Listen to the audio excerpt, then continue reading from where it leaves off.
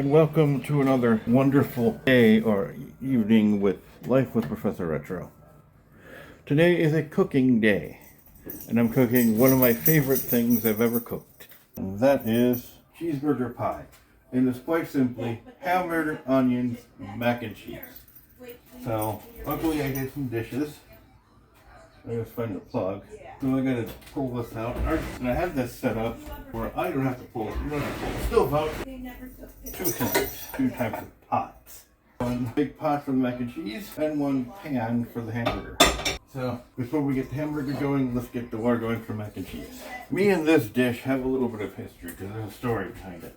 And I have a story behind everything. The story behind this is when I was a kid.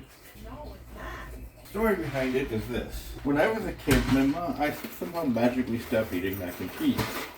So my mom took a box of mac and cheese, mixed it with hamburger and some onions, and called it cheeseburger pie. And ever since then, it's been one of my favorite things to eat. There's also hamburger pie, which is nothing more than green beans, hamburger, onions, and mashed potatoes. You put the hamburger mixture on the bottom, and then you put a layer of mashed potatoes on the top. But there's one important ingredient. When you make the hamburger mixture, throw in a can of tomato soup. So, I've been doing dishes and keeping up with it, so you don't have to worry. I'm going to get the hamburger. So, while we wait for the water to boil, hamburger going. Actually, I'll be back. I'm going to grab a bigger pot, because we're going to get it. Yeah, he's being a nosy asshole. He was a real nosy asshole. Called his feelings. And the way he put it out, asked questions about it, he was being a nosy asshole. One bigger pan. I did not. So I'm going to try to find an onion. Kind of rude. Especially when it came to that feeling. What happened here? What was it? Both said, well, when was it fit? All you need is one onion, one good sized onion. So we're going to chop this up. Exactly. Just keep us posted. Alright, love you. Thank you. Come here, honey. Looks like I'm going to have to chop the onion by hand. We have a chopper somewhere. I just don't know where. Small little thing, but it works. I've had to recently get this house in presentable order because we had a freezer come out. And looks like I'm going to have to use milk for the mac and cheese. Crap. So, guess we're going to do that. You don't have to use a lot of milk. This is what you're supposed to use, but we like to use sour cream instead of milk because it gives it a nice tangy flavor, but I think we're just going to have to use it. And I can't find a chopper, so I'm going to can't chop it on. So what you do, take your hamburger, make it so it's thawed, or at least pliable. I put this in the fridge last night to thaw, so I figured hopefully someone ready to cook dinner. It's ready to roll. Going. Putting it done really high. Grab yourself a nice knife so you can chop the onion. Now, I peel an onion weird, but it works. You lose a layer of the onion, but what's the point of it? What's the point of worrying about it? It just is chopping it up anyway. On the chopper, we're going to have some big onion chops. And what I like to do this. My mom and I like big onions and stuff because you get the flavor. And some people like small diced onions. And I don't know where onion chopper went. We've had to have a lot of changes and getting the house cleaned up and everything for a few things. The main thing was my mom wants to refi the house. We think, me and my wife think that may not happen because a few things I'm not really going to say. Let's just say the guy that did it was not the same person that did it a year ago. Alright, now that our hamburger is starting to cook, grab yourself a good spoon. Actually, if you ask me, look, if you ask me, the best kitchen appliance one should have in their house is one of these. This hamburger masher. And chop them, by the way. You just take all the chunks and chop them up. Makes it a hell of a lot easier. Especially if you've got slightly frozen hamburger, even thawed hamburger. Chop it up. Hey, if you want the actual recipe of this, you're going to have to try to watch this video again. Let me know in the comments. I'll actually post it in the comments. It's a real simple recipe, and it's really good. Once you get that all chopped up, grab yourself your ice cream, you're going to need two, and just set this on not too high, otherwise you'll burn everything, like so, and turn it. Chop it up when you hit, or you didn't hit the chopper, as I thought, and let me just check, see if we get some sour cream, otherwise it's going to be milk. Alright, we're going to have to use milk. depending when everyone's hungry, is when either me or my wife Jill decide to start cooking dinner. We kind of alternate, of course. This is the second night in a row I've cooked, but sometimes I have an idea of something I want to cook and she has no clue what to make. Water going for mac and cheese. Nice thing about this stove, the stove top has a quick burner, which literally is called quick boil. It heats up water and starts getting boiling real quick, without having to wait forever for water to boil. I've got this stove when we first moved in here 3-4 years ago now. That and a bed for me and my wife. We had one other person that came with us. He didn't stay here long. It's not because we didn't want him here anymore. It's because he didn't want to stay here anymore. And we're not going to go into that because there's a whole other sort of story I wish not to repeat. Now, some people say you cook your onions first, then you throw everything in on top of that. I don't see the difference of cooking it all together anyway. Than that, onions still get cooked and your water's ready to go. Simple. You can buy the easy mac and cheese where it's just simply mac and cheese and you squeeze the cheese. It's basically the equivalent of squeezing cheese whiz in my opinion. It's good for simple, quick meals. It still tastes like mac and cheese, but it's slightly cheesier. But I mainly use that if I want to make something quick and easy. Like another recipe that my family makes all the time. And I know that a lot of people are a fan of one of the ingredients in it. But spam manure, spam, mac and cheese, and an onion. Done. Okay, get the strainer ready. The big daddy strainer.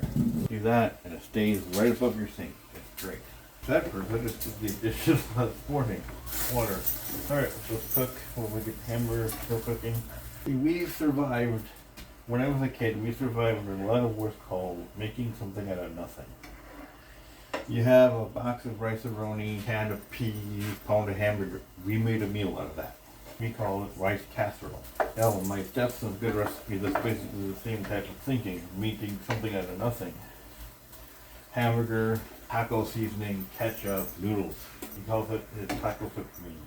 If you can think of a name of it right away. We used to call it Jimmy's taco stuff. Because he would make it and it was his taco stuff.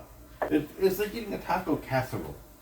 It's got some kick to it, and depending on how much you put in it, hamburgers come along nicely. I'd like to know, what is your comfort meal or your something from nothing meal that you cook? And if you want, leave the recipe. Maybe we'll try it. I like to cook different things. We have our basic comfort meals that are quick and easy. We've made a lot of chicken, baked chicken. You just buy chicken tender, like chicken, bake them, throw up chicken, bake them in the oven.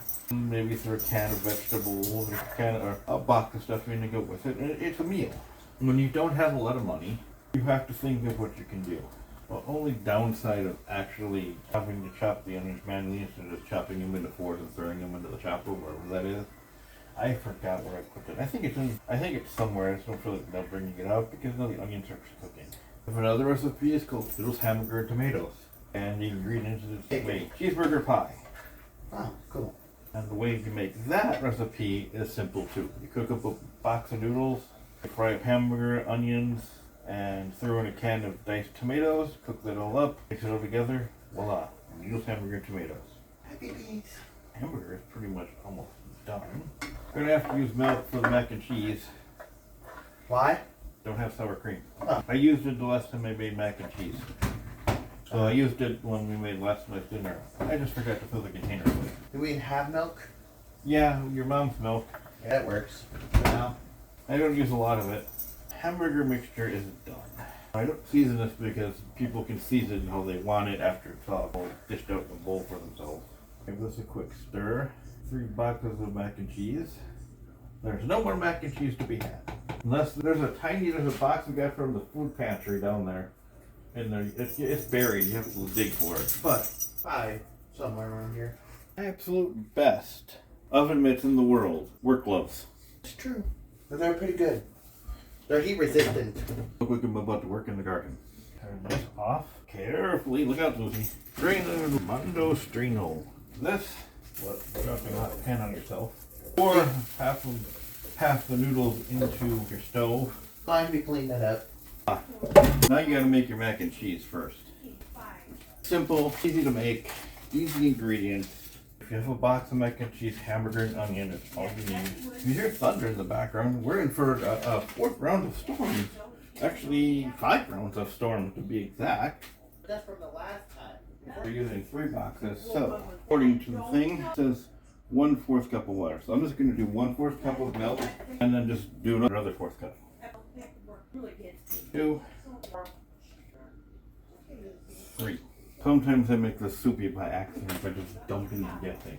In the words of one of my favorite little shorts I see on Facebook, Uncle Roger, some people pour with feeling.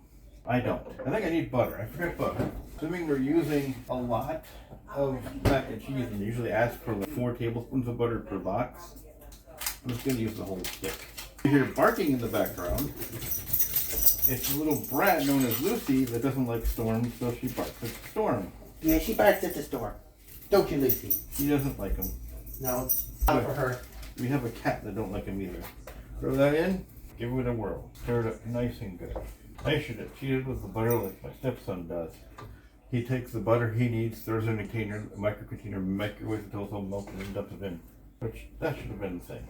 All mixed in. Now we carefully take the hamburger mixture. Forgot to strain it. Unless you want to make your family sick and have them have crumbs, you strain the grease out of it. Last night I made cheddar brats. Took all the well, so we're just going to get the raw stuff out. There we go. So I don't feel like starting it over and then cooking. We need onion mixture in. Grab your giant mixing spoon. Get out of the cat food, you dumb poochie. And mix that up real good. And like a meal that could fill at least a good portion of 3 people. Have a good stir. I'm safe in the storm from the storm. So then you have something that looks similar to this. Simple, easy, delicious. Use it how you want. And that's it. So again, thanks for watching this episode of Life with Professor Rich Show Cooking Edition, episode number 2 Cooking Edition. I think last time was hamburgers. This is an easier one. Simple, basic recipe, comfort food, easy to make, something from nothing meal. If you have an onion, mac and cheese, hamburger. I've made this plenty of times, at least with my own. So here you go. Onions a little bit more. I already used onion for salt, but still good. Other than that, good stuff. Remember, road is where the stories are. Do good in the world. See you in the next one. Peace out. Stay frosty.